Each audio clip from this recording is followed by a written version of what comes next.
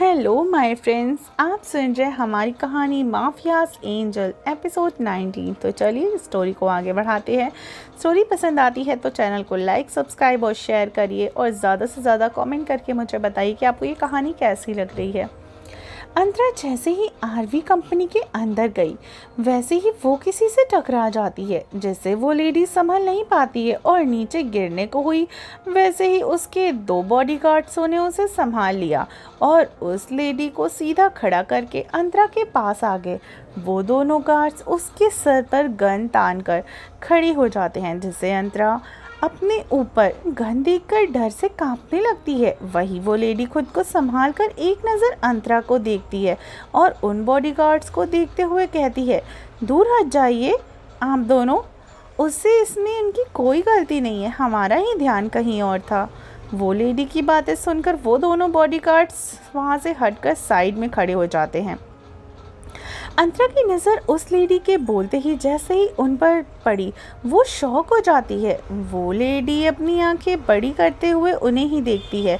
उसको तो यकीन नहीं हो रहा था कि जो उसके सामने खड़ी है वो सच है या झूठ, क्योंकि उसके सामने जो लेडी खड़ी थी वो कोई और नहीं बल्कि अंतरा के विश की मम्मा थी, जिसका नाम अंतरा को भी पता नहीं था, पर उनको अंतरा अच्छे से पहचान सकती थी क्योंकि अंतरा बहुत बार अपने विश की मम्मा से मिल चुकी थी, जो हमेशा विश को पार्क या स्कूल छोड़ने जाती थी। ये लेडी और कोई नहीं अंतरा की विश और यानी आरविश सक्सेना की मॉम यानी कावेरी सक्सेना थी। ये लेडी और कोई नहीं बल्कि अंतरा के विश यानी आरविश ओब्रॉय की मॉम कावेरी ओब्रॉय थी। अंतरा पूरी तरीके से शॉक थी और जैसे कावेरी जी मुस्कुराते हुए अंतरा के पास आकर थोड़ा चिंतित स्वर में कहती हैं, बेटा आप ठीक तो है ना, हमें माफ़ कर देना, हमारा ध्यान कहीं और था।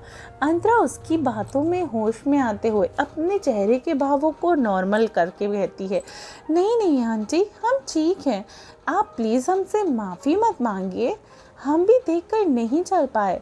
कावेरी जी अंतरा को देखकर और उसकी बातें सुनकर उनको पता नहीं क्यों ऐसा लग रहा था जैसे वो अंतरा को एक टक देखते हुए उसके सर पर हाथ रखकर प्यार से बोलती हैं, वैसे बेटा आपका नाम क्या है।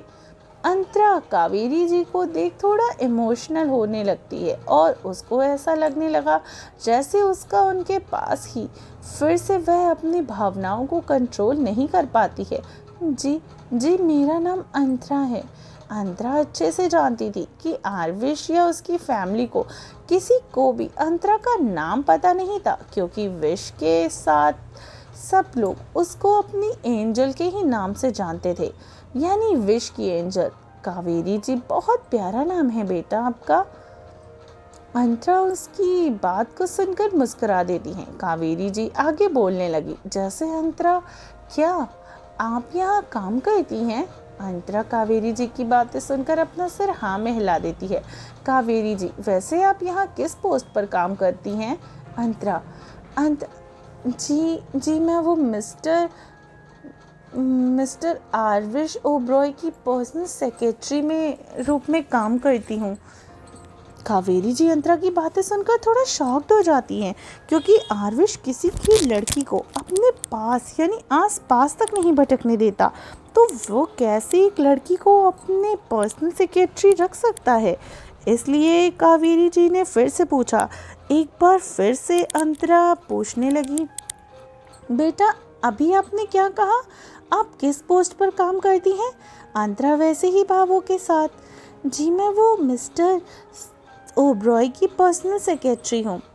कावेरी जी शॉक होकर बोलने लगी, आप आरविश की पर्सनल सेक्रेटरी हैं। अंतरा कावेरी जी के इस तरह बोलने से थोड़ा कंफ्यूजन के साथ, जी आंटी कोई बात है क्या।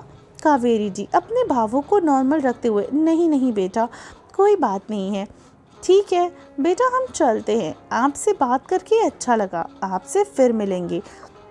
ये बोलकर कावेरी अंतरा के सिर पर हाथ रखकर वहाँ से चल देती हैं। अंतरा उनको जाते हुए कंफ्यूजन भरी नज़रों से देखने लगती है कि उन्होंने ऐसा क्यों पूछा। फिर उसे याद आता है कि विश की मॉम यहाँ इस सिटी में है, मतलब विश भी यहीं पर होंगे। अब वो उसे कैसे सामना करेगी? जैसे उसकी मॉम से मुलाकात हुई, वैसे ही अगर विश से उसकी मुलाकात हो गई तो वो क्या कहेगी, उसे क्या जवाब देगी? वो अब उसके लायक भी नहीं रही। वो किस मुंह से, किन हाथों की कठपुतली बन चुकी है। बिक चुकी है उसकी अंतरा, उसकी एंजल। अंतरा ये सब सोचने लगी और काफ़ी उदास हो गई, और वैसे उसकी आंखों से आंसू निकले जा रहे थे। तभी वहाँ सामने आ रहे शख्स से वो टकरा गई, और जैसे ही गिरने वाली थी कि किसी ने उसे अपनी बाहों में थाम लिया, जिस वह नहीं गिर पा रही थी और गिरने से बच गई। जब अंतरा को महसूस हुआ कि वो गिरी नहीं, तो वह सामने वाले शख्स को देखकर उसको ही देखती रह गई। अरे, ये तो ऑफिस का ही एक लड़का था जो वहाँ पे काम करता था, एक एम्प्लॉय यानी युवराज, जिसका नेचर काफ़ी अच्छा था और लोगों के मुकाबले ऑफिस के पहले दिन से ही वो उसे पसंद करता था, जिसकी खबर अंतरा को नहीं थी। अंतरा उसे देख काफ़ी उसे अच्छा लग रहा था। अलग से वो कहती है उससे, थैंक यू युवराज। युवराज अंतरा को देखकर मुस्कुराते हुए, कोई बात नहीं अंतरा, होता है, आप संभाल कर चलिए। अंतरा मुस्कुराते हुए अपना सिर हाँ में हिला देती है, जिससे युवराज आगे बोलने वाला था। कैसी हैं आप अंतरा? अंतरा मुस्कुराते हुए, हम अच्छे हैं युवराज, आप बताएं कैसे हैं? युवराज कहता है, हम भी अच्छे हैं। वैसे क्या आज आप हमारे साथ एक कॉफ़ी पीना चाहेंगी?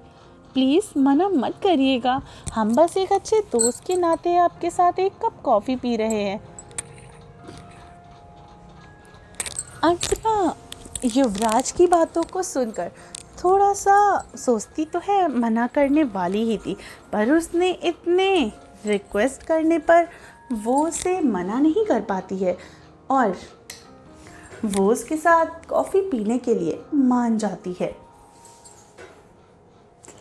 फिर अंतरा राजेश को बाय बोलकर फिर अंतरा युवराज को बाय बोलकर लिफ्ट में साइड में जाने लगती है, जिससे युवराज उसके पास आते हुए बोलना जारी करता है, रुकिए अंतरा, हम भी आ रहे हैं।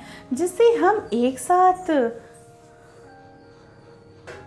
वहीं युवराज और अंतरा लिफ्ट में चल रहे थे और लिफ्ट में सिर्फ अंतरा और युवराज ही थे। अंतरा को युवराज के साथ कोई बुरा तो नहीं लगता, पर ऐसे बंद लिफ्ट में दो लोगों का एक साथ उसको थोड़ा अजीब लग रहा था, जिससे युवराज अंतरा को देख फिर से बातें करने लगता है। और ये सारा नज़ारा 15 फ्लोर पर बैठे एक आदमी अपने गुस्से भरी लाल आंखों के साथ अपने लैपटॉप की स्क्रीन पर देखे जा रहा था। वहाँ का माहौल भी इस समय काफ़ी गर्म हो गया था और नेगेटिव वाइब्स भी आ रही थी। वहीं पर खड़ा रोहित डर के मारे, उसके चेहरे से तो पसीने छूट रहे थे। वो उस गुस्से से भरे इंसान को देख अंतरा को लिए मन ही मन दुआ मांगने लगा। ना जाने अब क्या होने वाला है और ये सर मिस अंतरा के साथ क्या करेंगे। सच में मुझे इनसे बहुत डर लगने लगा है। तो चलिए मिलते हैं कहानी के अगले एपिसोड में।